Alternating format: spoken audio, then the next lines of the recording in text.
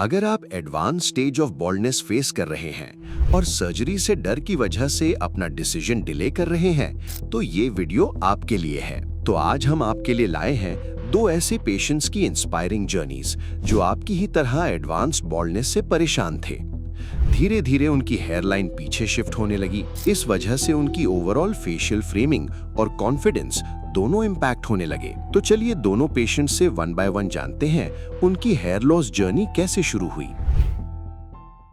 मेरा नाम ओम भारद्वाज है और मैं बहुत टाइम से सोच रहा था कि मुझे हेयर ट्रांसप्लांट करवाना है और लगभग सोचते सोचते मुझे 2-3 साल निकल गए।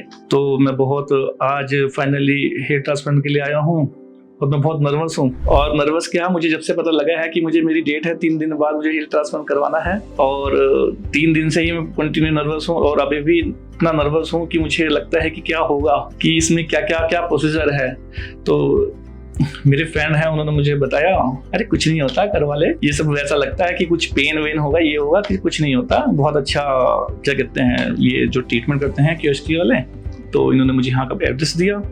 तो फाइनली मैंने डॉक्टर से कंसल्ट करा। डॉक्टर ने बहुत अच्छे से मुझे समझाया कि सब कुछ नहीं है, पेनफुल नहीं होता, हल्का फुल्का होता है एनएसए देते हुए, वरना मतलब जो टेंशन वाली बात है वो है नहीं। लेकिन फिर भी जो आप नर्वस हो वो आपको कंफर्टेबल फील कराया जाएगा, ताकि मतलब आपको अनकंफर्टेबल ना लगे और आपको लगे कि हाँ आप जहाँ जिस सेंटर में आए हो वो सेंटर बेस्ट है। तो मैंने क्या कहते हैं, मुझे लगा पहले कि मैं जरा इसमें कुछ ऑयल जैसे आते हैं जो ट्राई करने के लिए, कुछ मेडिसिन होती हैं कि जिससे लगता है कि हाँ बाल आ सकते हैं।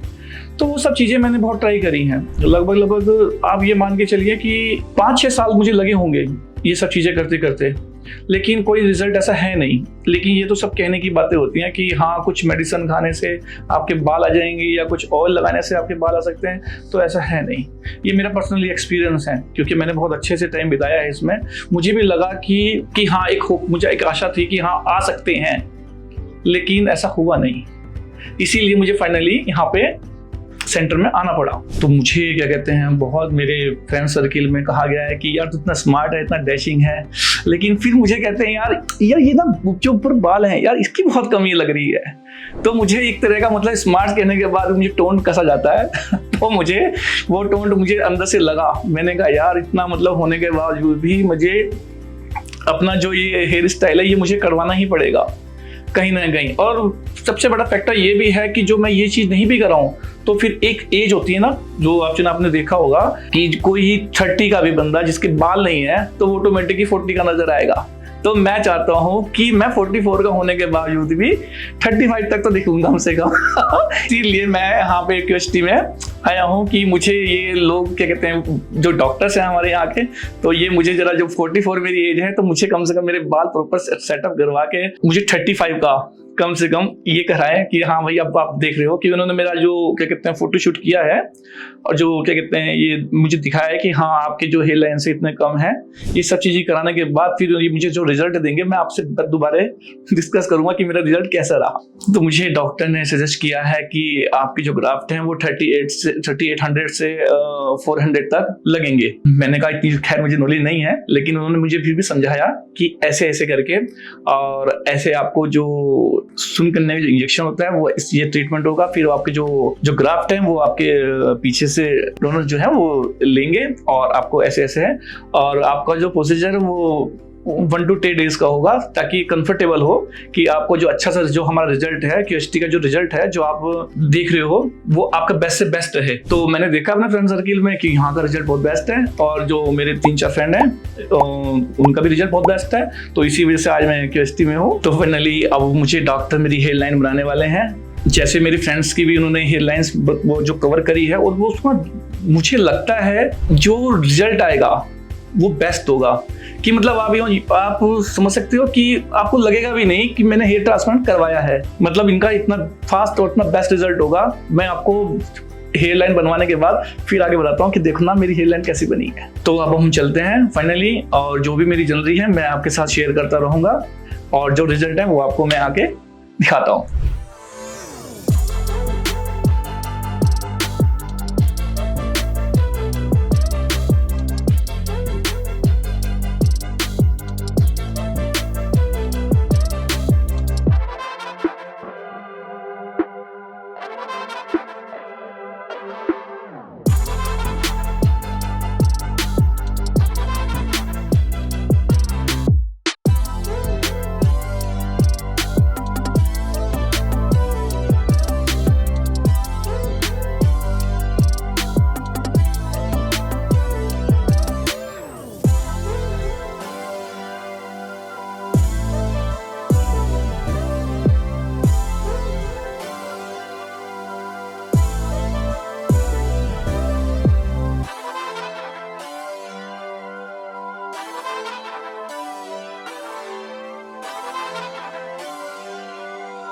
हाय फ्रेंड्स, तो फाइनली मेरी सर्जरी कंप्लीट हो गई है और जैसा कि मैंने आपको बताया था कल कि मैं ओटी में जा रहा हूँ और काफ़ी अच्छा एक्सपीरियंस रहा मेरा भी और डॉक्टरों के साथ। और जो आप चेक कर रहे हैं जैसे कि मेरे जो ग्राफ हैं वो 100 के लगभग लगे हैं और डॉक्टर ने बहुत अच्छा कोऑपरेट किया, मतलब मैं बिल्कुल सेटिस्फाई हूँ। और अब फाइनली मेरा घर जाने का टाइम हो गया है, तो मैं गाइस फिर आपसे जब ये जो रिजल्ट होगा वो सब मैं आपसे शेयर करूंगा। तो गाइस मैं आपको सजेस्ट करता हूँ QST से आप जब भी कभी प्लान करें अपनी सर्जरी का तो QST से ही करें, क्योंकि यहाँ के जो डॉक्टर, जो यहाँ का स्टाफ है, बहुत अच्छा मैनेजमेंट है इनका, मतलब बहुत अच्छे से कोऑपरेट करते हैं हर चीज़ के लिए। कुछ पेन हो रहा है, ये नहीं हो रहा है, आपको कुछ ड्रिंक चाहिए, आपको लंच करना है, आपके लिए डिनर के लिए, मतलब सब चीज़ प्रोवाइड होती है अच्छे से, बहुत अच्छे से ट्रीट करा उन्होंने। तो मेरा कहना यही है कि कभी भी आज सर्जरी के लिए जो आप सोचें कि मुझे सर्जरी करानी है तो QST से कराइए। तो जो ये QST से जो डॉक्टर ने मुझे जो सर्जरी करी है, ये पीछे से मेरे ग्राफ निकाले हैं और उसके बाद वो आगे लगाए हैं। मतलब इसका जो प्रोसेसर रहा है लगभग 6 से 7 घंटे का लगभग मिनिमम रहा है, जिसमें जो ग्राफ थे वो 3800 थे। मतलब ये मुझे पता नहीं लगा कि कब इन्होंने ग्राफ निकाले और कब लगाए हैं, मतलब इतना अच्छा इनका परफॉर्मेंस रहा है डॉक्टर का। अब मैं आपसे जुड़ूंगा अपने PRP में और तब तक के लिए आप मुझसे जुड़े रहिए जानने के लिए।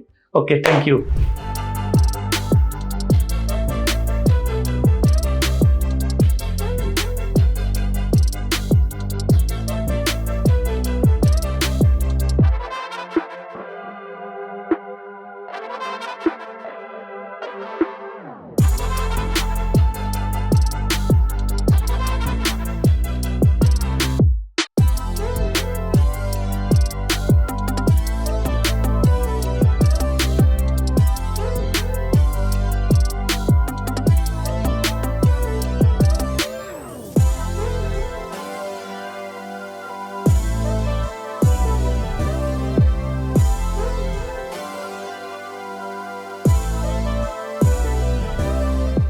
अब बात करते हैं पेशेंट 2 की जर्नी की।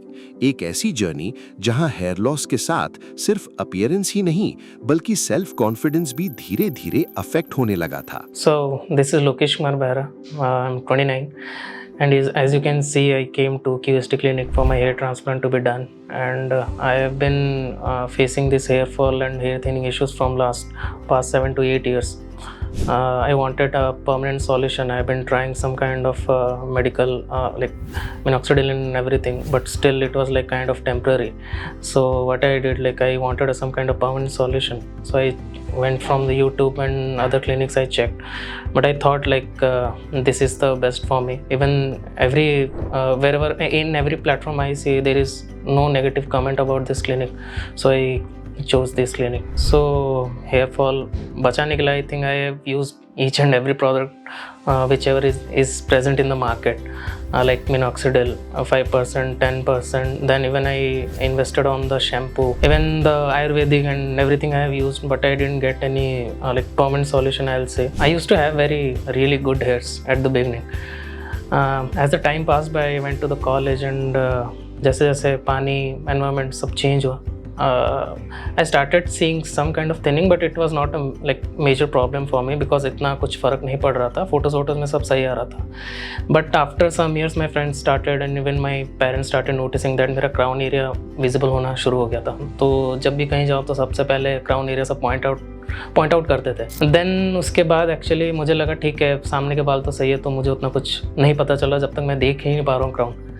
देन जैसे जैसे टाइम बढ़ता गया ये मतलब इशू बढ़ता गया और मुझे जब खुद से नोटिस होना शुरू हुआ तो मुझे लगा कि हाँ ठीक है ये वाला लाइक इट्स अ वेरी मतलब मेजर प्रॉब्लम है और मुझे लाइक इसको कुछ स्टेप्स लेने पड़ेंगे और एल्स बहुत ज़्यादा मतलब ये बढ़ जाएगा. सो मेरे हेयर फॉल का आई थिंक मेन रीज़न है लाइक जेनेटिक्स ओनली. मेरे पापा भी उनका भी वो भी bald, even my grandfather is also. So ये जेनेटिक्स है और मैं इसको पूरी तरह से तो रोक नहीं सकता, तो जितना कम कर सकता हूँ, but at the end of the day ये रुकेगा नहीं. पहले उतना जब मतलब कॉलेज में था नियर माई होम टाउन उतना विजिबल नहीं था, बट जैसे मैं अपने जॉब के लिए बाहर गया I went to Chennai that time.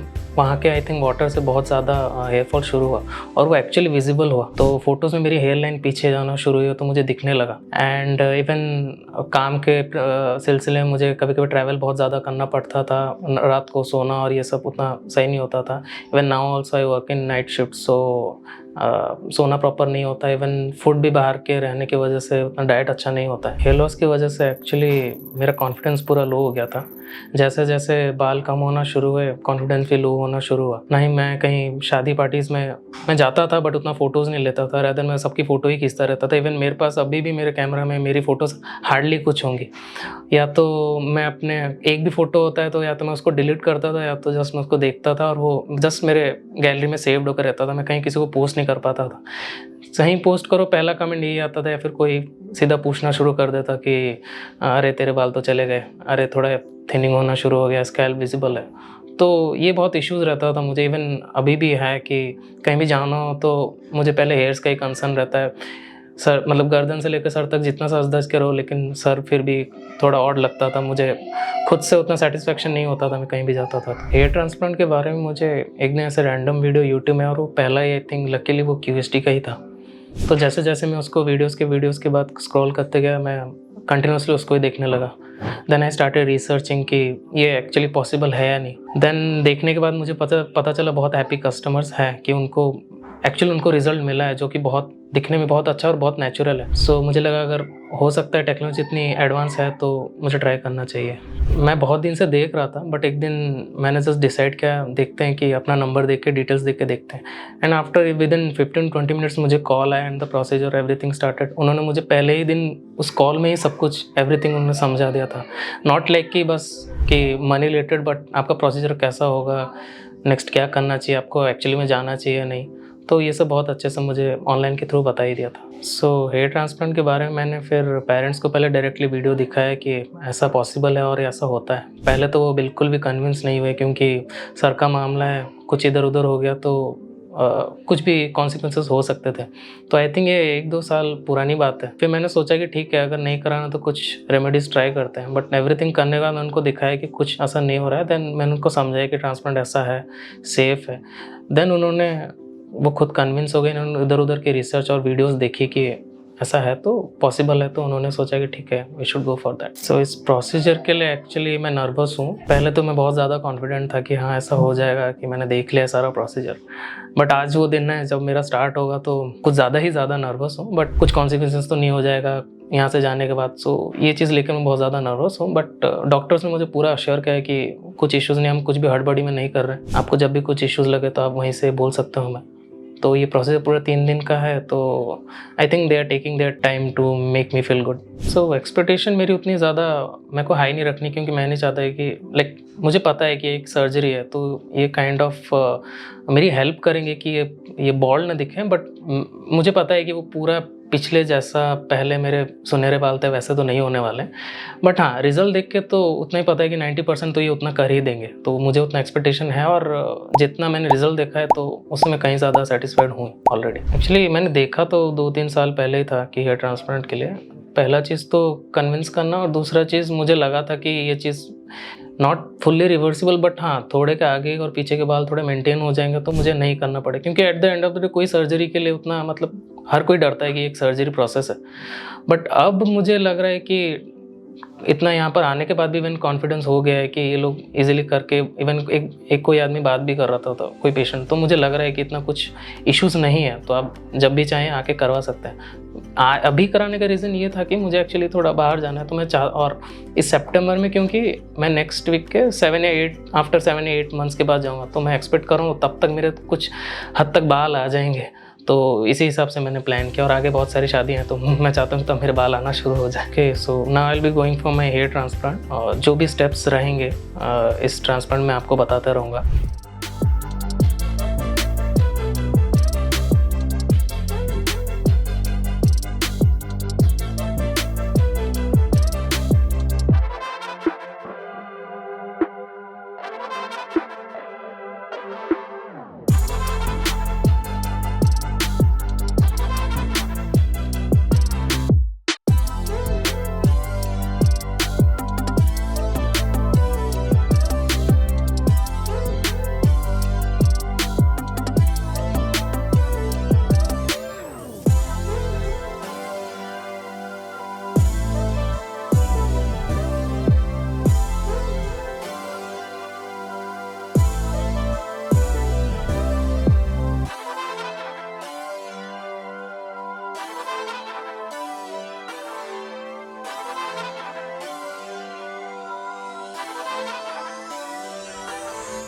Just now my hair transplant has been done 30 minutes back. Yeah, so my hair transplant journey has been started from yesterday only. The initial steps were just like they first shaved my head, like trimmed my hair, and then they cleaned my scalp. After that, they took me to the OT room for the for the slittings to be done. Once the slitting is done, then they will send us home, like we are free to go. Then I took a rest yesterday, full night, no issues in the sleeping also. Then I came in the early morning around 7:15, 7:30. Then actually my procedure started, and then I was actually a little bit very much nervous and afraid, like what will happen and what will not. So I requested them, whatever you do, just let me know, so at least I'll be prepared. So then they agreed very politely regarding that. So first they let me lie upside down. So then they started providing me the anesthesia. They started punching. It was around 0.7 mm, I guess. I'm sorry if I'm not sure, but yeah. And I didn't even feel a single pain when they were started extracting. As I was just lying down and they started extracting out. Then they started to implant at the same time only. That also I didn't notice that. I didn't even know in the grafting has been started at all. So I only asked them. So they asked me did you didn't you know that? I said, yeah, I didn't feel anything. And then after that they started the regular process. In between, again they gave me first when I came, they gave me a good breakfast. Then my journey started, and then in the mid they gave me a break for a lunch break. I went to washroom also. I think some guy helped me to the washroom, walked me till the washroom, and they were continuously asking if I am good. Even the doctors were coming in between where the hair transplant was being done during that process. And sometimes as you know, I'll be lying down, like you'll be lying down in the process around 2 to 3, even more than 4 to 5 hours. So within that period I was asking continuously, even like I want to sit and I want to adjust my position a bit. So for that also they were stopping the process and they were asking and getting agreed regarding that. So I'll say QST's safeties is a bit priority. When I came over here, they are onto the process. They came and took the blood test. They started the anesthesia test and then let me the consultation room. Even that time also they told me to wait till the reports came, and I think around 1.5 or within 2 hours the reports came, and they said they agreed they're good to go. Even in the slitting process, they again tested me for the antibiotics. They put one cannula over there in my right hand in the veins. And that time also they were asking continuously if you have any medical history over here, or any surgery happened before, or you are any allergic to. I think these things have been asked for me, I think 3 to 4 times whenever consultation, whenever I'm going to OT. Even today also they asked me. Then only they are going further for the process. So I expect that I'll get my hairs back, whatever I had previously, not very much, but yeah, whatever, then I'm pretty sure that I will get a very, very, very good result. Even in the OT, if I'll see, there were more than 4 to 5 procedures were going around with me simultaneously. So I think people are still selecting the QST for some reason. That's why they are here. Actually, I haven't checked lots of clinic, but QST में मैं जब सोच के आया था, I think वैसा ही यहाँ पर बिल्कुल है, इवन उससे ज़्यादा है. I was not sure that कि इतने सारे ट्रांसप्लांट एक साथ, इतने सारे लोग एक साथ आते कंसल्टेशन के लिए. Even that time they handle all of the cases very pretty well. I'll say whoever is facing any kind of hair related issue, not like normal hair fall, जो भी हेयर बॉल्डिंग से इश्यूज से सोच रहे हैं कि आगे ऐसा होने वाला है, I think you should definitely go for the transplant, because all this medicine, all this घर के नुस्खे will not work out actually. So you should definitely come to QST and have a consultation. Whatever they suggest, you should definitely take. And yeah, as we know that surgery, the word itself is very big. So I think it's very, very small process. Only the thing is they will be implanting the grafts. That is only the very tedious, and it will be the taking the time part. But apart from that, there is nothing. You should definitely go with the hair transplant in the QST. I will suggest that you should go with the QST itself only.